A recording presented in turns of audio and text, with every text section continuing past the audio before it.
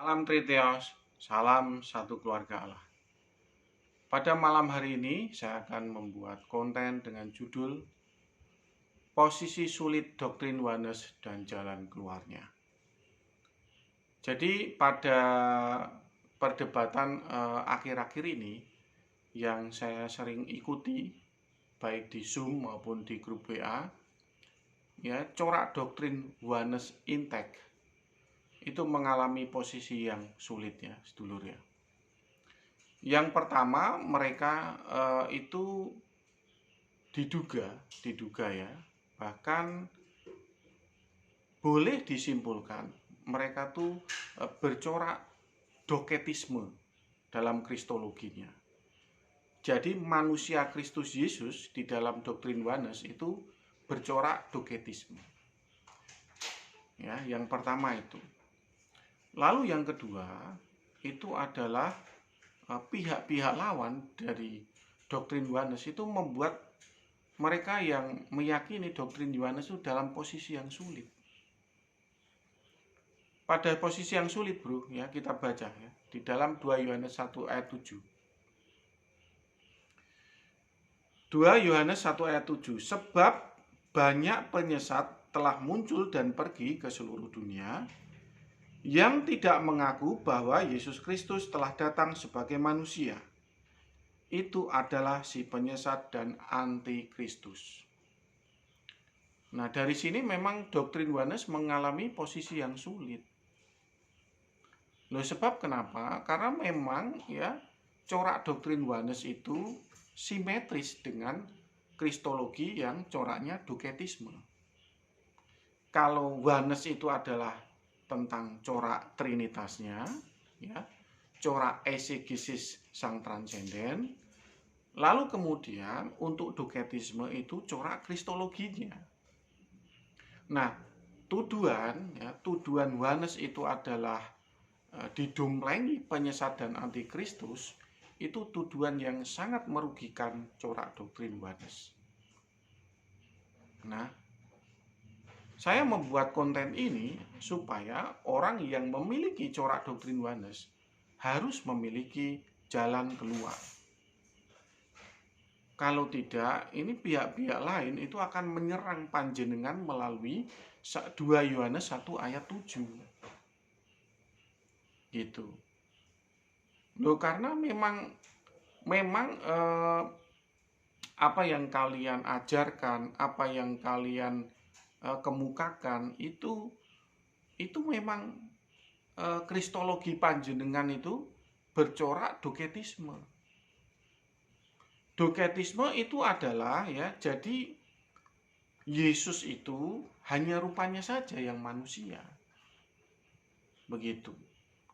Jadi di dalamnya itu adalah roh Allah, jadi hanya rupanya saja yang manusia. Yang jadi masalah tuh begini, yang jadi masalah ya.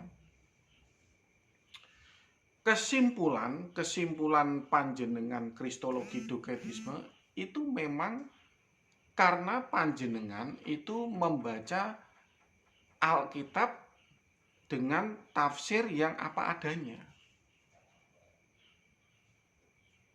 Mudeng ya. Justru tafsir yang apa adanya, justru kalian itu membaca apa adanya ya, tanpa membuat tatanan teologi, itulah yang menjerumuskan panjenengan. Ya, saya hanya memberikan jalan keluar. Saya hanya mencoba memberikan jalan keluar bagi panjenengan yang bercorak doktrin Oneness ya, supaya lepas dari tuduhan yang tajam ya. 2 Yohanes 1 ayat 7 ya, saya berikan solusi, jalan keluar, yaitu panjenengan yang bercorak doktrin Oneness harus membuat tatanan teologi. Ya, saya akan coba bacakan ya 3 ayat yang membuat corak Oneness itu memang menuju ke arah doketisme.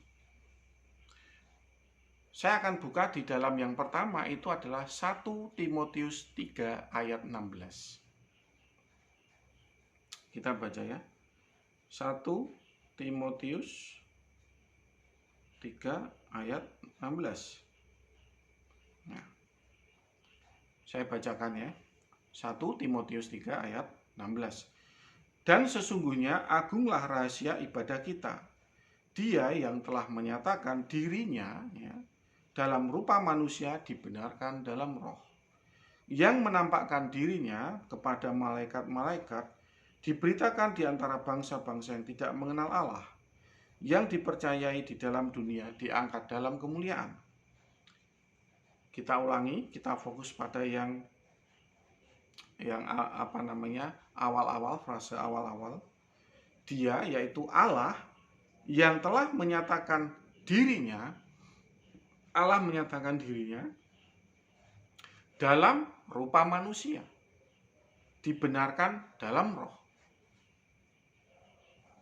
Jadi 1 Timotius 3 ayat 16 itu memang mengarahkan orang yang membaca secara secara natural, secara apa adanya, ya. Orang yang membaca 1 Timotius 3 ayat 16 apa adanya itu akan mengarah kepada doketisme. Nah iya. Loh, doketisme itu manusia itu hanya rupanya saja. Tapi di dalamnya itu berisi roh Allah. Nah itulah doketisme. Jadi pembacaan apa adanya di dalam 1 Timotius 3 ayat 16 itulah yang mendorong corak doktrin Yohanes kepada doketisme. Dan panjenengan tahu ujungnya seperti apa kalau panjenengan itu menuju ke arah doketisme. Jadi begini, 1 Timotius 3 ayat 16 itu mendorong ke arah doketisme, ya. Lalu kemudian 2 Yohanes 1 ayat 7 ini ngeblok ya, menahan supaya nggak kebablasan, ya. Anda diberi tuduhan, ya, tuduhan yang tajam, Anda itu penyesat dan antikristus. Jadi ini mendorong, ini menahan, ini mendorong, ini menahan. Loh kok bisa begitu? Itu karena panjenengan menolak tatanan teologi. Mudeng ya. Itulah kesalahan orang-orang yang bercorak doktrin Yohanes, menolak tatanan teologi. Mereka menyukai tafsir yang apa adanya. Tafsir, membaca Alkitab apa adanya. Bahkan kadang mereka bilang nggak perlu ditafsir. Apa adanya. Mereka menolak tafsir, menolak tatanan teologi, menolak buku-buku teologi. Ya cilakanya ini ada 2 Yohanes 1 ayat 7 ini menghadang bro, dan tuduhannya tidak main-main loh. Tuduhan panjenengan yang terus menerus ya mengajarkan doketisme, panjenengan itu disebut penyesat dan antikristus. Wah, hati-hati. Itu bukan tuduhan sepele loh. Wah, lah piye. Itu nggak main-main bro. Ya, nggak main-main 2 Yohanes 1 ayat 7 itu. Panjenengan harus hati-hati. Itu baru satu ayat. Satu ayat yang mendorong corak doktrin Yohanes ke arah doketisme. Nah, bagaimana dengan Kolose 2 ayat 9? Ini saya bacakan.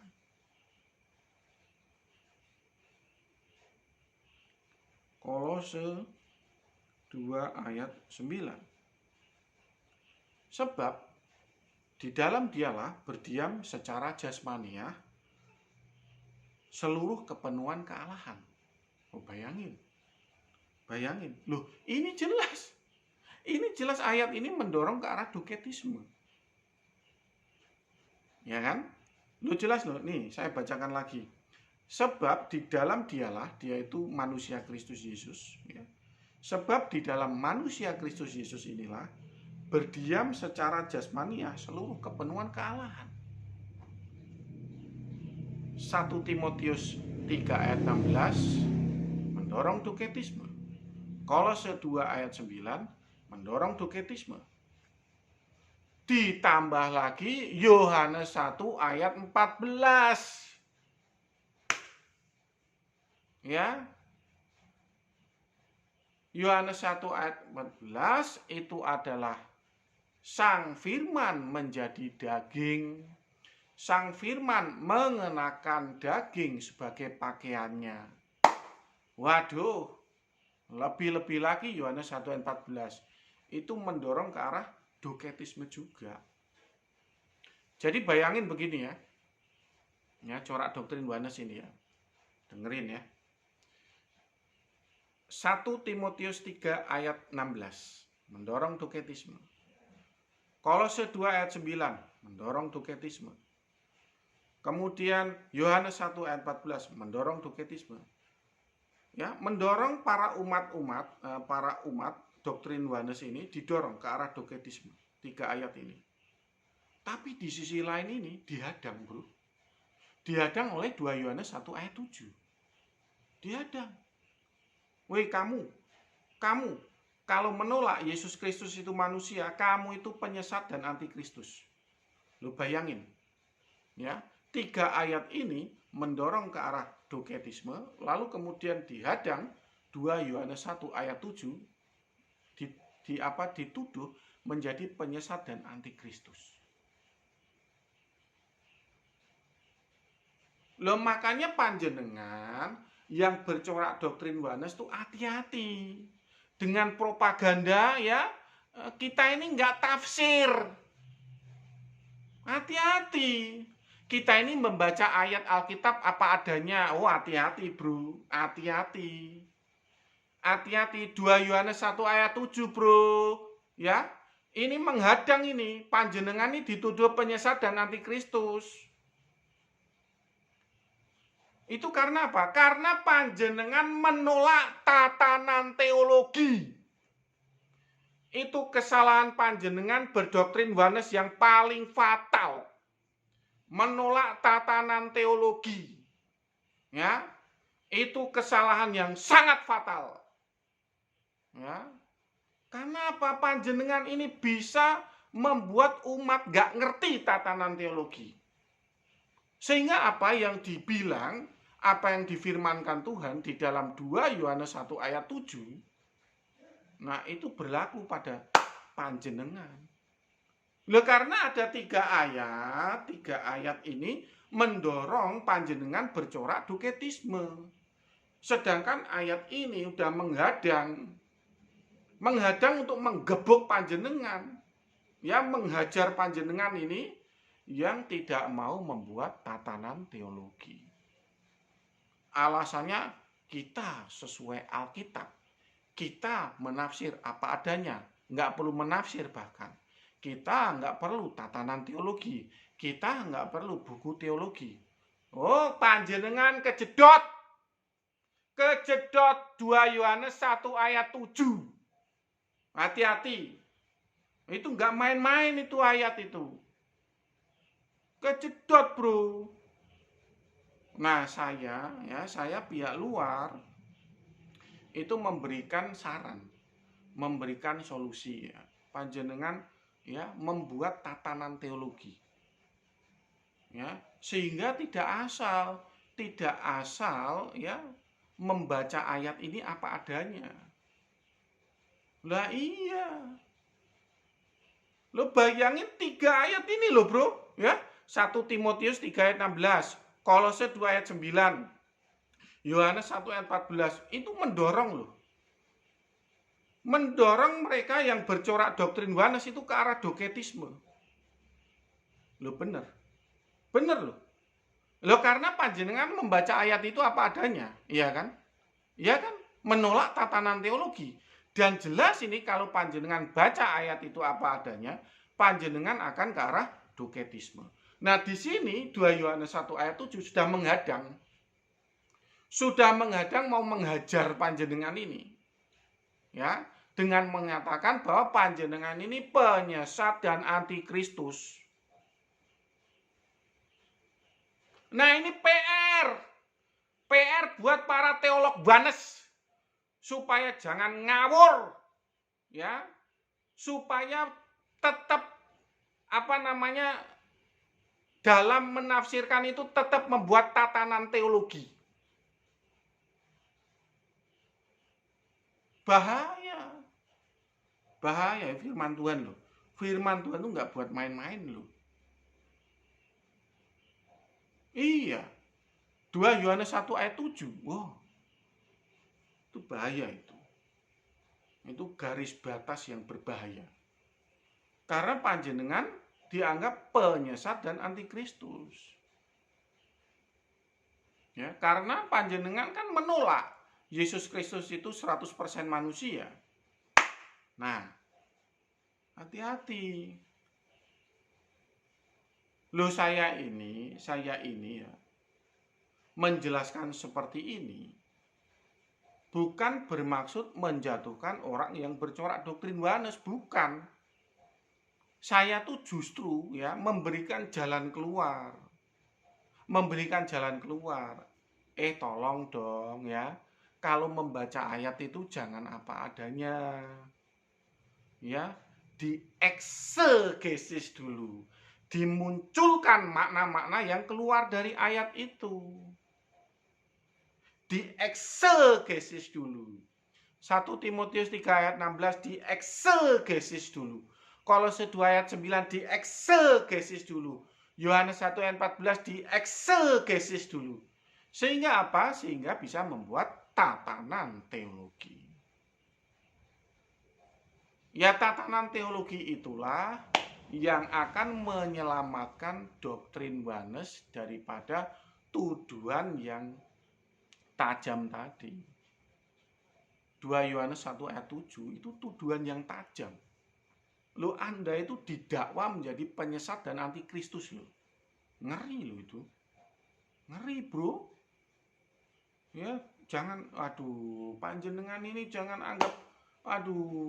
anggap sebelah mata tuduhan itu. Ya kan? Lo kalau saya disuruh membantu membuat tatanan teologi Yohanes ya tentu saja saya mau. Yang nggak mau ya justru panjenengan. Saya itu dan doktrinnya Triteos. Kalau saya membantu tatanan teologi ya nanti ya jatuh-jatuhnya dikira mengarahkan ke Triteos. Kan begitu. Ya, hati-hati loh. Ya, hati-hati panjenengan ini ya, doktrin Yohanes ini. 2 Yohanes 1 ayat 7 itu benar-benar itu menghadang di sini.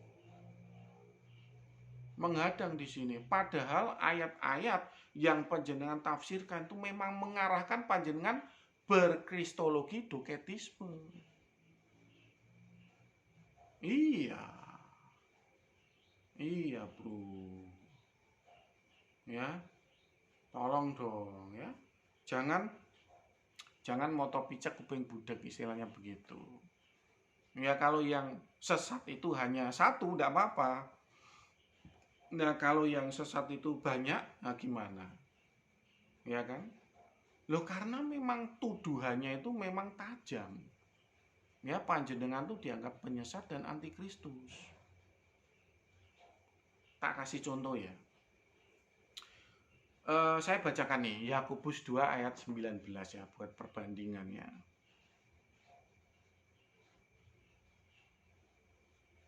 Yakobus 2 ayat 19. Saya bacakan ya. Engkau percaya bahwa hanya ada satu Allah saja. Itu baik. Tetapi setan-setan pun juga gemetar akan hal itu dan mereka gemetar. Ya. Jadi setan saja percaya Allah hanya satu. Kok Triteos percaya Allah itu ada 3? Berarti Triteos itu lebih bodoh daripada setan. Loh, kalau saya dituduh lebih bodoh dari setan, enggak apa-apa. Enggak ada masalah. Santai bro, wong cuma dituduh lebih bodoh dari setan aja kok. Enggak ada masalah. Berbeda dengan resiko doktrin Yohanes itu di dalam 2 Yohanes 1 ayat 7, Anda ini dituduh sebagai penyesat dan antikristus. Lah itu serem bro. Serem. serem ya, saya kasih tahu ya. Makanya panjenengan yang bercorak doktrin Yohanes ini membuat tatanan teologi ya. Kalau nggak ngerti apa itu tatanan teologi, belajar dulu. Belajar dulu bro ya. Jangan membaca Alkitab tuh apa adanya. Ya itu bahaya. Bahaya. Lu 1 Timotius 3 ayat 16, Kolose 2 ayat 9, Yohanes 1 ayat 14. Kalau panjenengan baca apa adanya itu mendorong panjenengan itu ke arah doketisme. Kalau didorong terus ke arah doketisme, nabrak 2 Yohanes 1 ayat 7. Panjenengan menjadi penyesat dan antikristus. Beda dengan saya. Allah ada tiga. Oh ya, Pak Jody lebih bodoh daripada setan. Enggak apa-apa. Saya nggak ada masalah dianggap lebih bodoh dari setan. Emangnya kenapa? Apa masalahnya? Nggak ada masalah. Iya. Ya kan? Saya dulu waktu mendeklarasikan bahwa doktrin saya bercorak triteos, tiap hari itu ayat. Pak Jody lebih goblok daripada setan itu. Nggak ada masalah. Tiap hari itu ayat itu dikasih tahu sama saya. Ya saya senyum saja. Kalau mereka meminta penjelasan, ya saya akan jelaskan. Allah yang satu itu adalah Allah Bapa, prima causa dan transenden. Ya kalau mereka nggak minta penjelasan hanya untuk membuli saya, ya saya senyum-senyum saja, nggak ada problem. Ya kan? Jadi kejedotnya doktrin Trinitas dengan kejedotnya doktrin Yohanes itu berbeda. Berbeda mas bro. Lah kalau doktrin Yohanes ini 2 Yohanes 1 ayat 7 itu fatal bro. Ya, fatal. Panjenengan itu didakwa sebagai penyesat dan antikristus. Ngeri. Ngeri bro. Ngeri. Wah lah piye toh. Makanya nih ya, panjenengan yang cenderung berdoktrin Yohanes dan mengikuti konten saya ya, tolonglah dipelajari. Ya. Jangan panjenengan tuh begini loh ya. Kita ini nggak menafsir.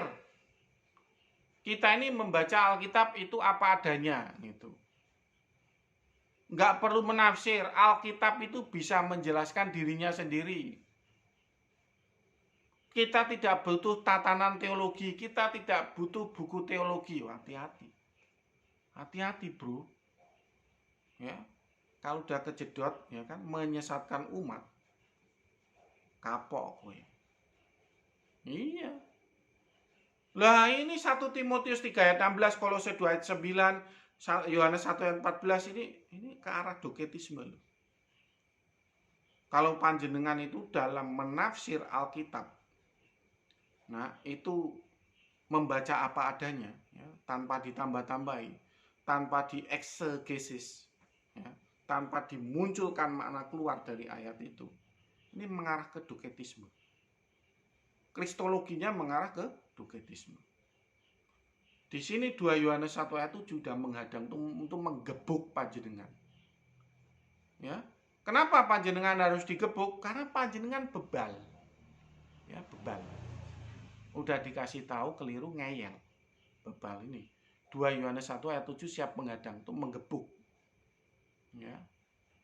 Ngeri loh itu. Panjenengan dianggap penyesat dan antikristus. Masa panjenengan nggak takut sih? Ya, dianggap begitu. Aduh. Saya tuh yang kadang heran ini sama mereka ini. Ya. Kalau bebal itu jangan digas sampai personel 4, nanti kejedot. Nah, semoga apa yang saya sampaikan ini membantu sedulur-sedulur yang bercorak doktrin Yohanes untuk merenungkan. Ya makanya ini loh, aduh, panjenengan ini loh. Karena apa suka di brainwash ini loh. Sesuai Alkitab. Kita nggak perlu tafsiran, sesuai Alkitab. Nggak perlu tatanan teologi, nggak perlu buku teologi. Yang penting sesuai Alkitab. Oh, itu brainwash. Ya. Panjenengan yang menyimak apa yang saya katakan di dalam konten saya itu. Kalau ada orang ya sudah bacotnya seperti itu tanda dia sedang membrainwash. Iya, jangan ikuti, udah pergi, hati-hati, hati-hati. Ya itu brainwash itu. Kembali ke Alkitab, brainwash. Brainwash. Lah emang siapa yang mau kembali ke buku primbon? Oh, goblok. Nggak ada, bro. Ya semua kembali ke Alkitab. Gitu loh. Nggak ada yang kembali ke buku primbon, nggak ada. Itu hanya apa, propaganda untuk membrainwash panjenengan. Ya. Sedulur Wanes yang menyimak apa yang saya sampaikan ini, semoga mulai merenungkan.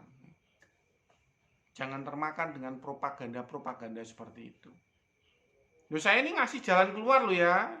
Saya ngasih jalan keluar. Bahkan kalau diminta untuk membuat tatanan teologi bagi doktrin Wanes, saya akan bantu sebisa saya. Kalau panjenengan nggak setuju, tidak apa-apa.